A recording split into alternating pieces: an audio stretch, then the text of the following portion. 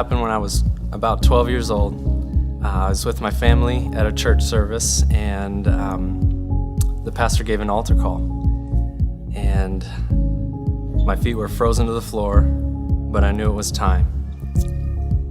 But I couldn't move, even with my heart pounding out of my chest. I sat there reflecting on my past and my struggles, and I knew what I had to do.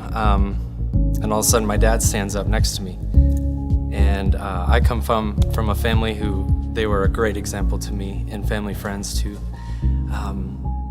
And when my dad stood up, I said, "Dad, are you going up there?" And he said, "Yeah, I'm gonna go pray for people." And I said, "I'm gonna go up there."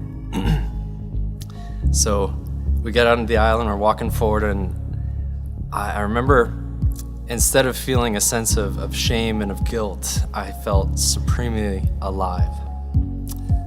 And as I reflect back on it, it was like walking toward an open casket, and Jesus was asking me to step in my role as a dead man.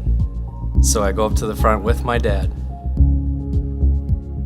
and I surrendered myself to Christ. Galatians 2:20 says, "For I have been crucified with Christ, and I no longer live, but Christ lives in me.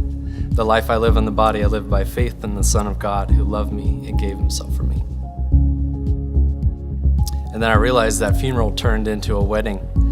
Jesus had come before me and was waiting to be reunited with his body, his church, and his bride.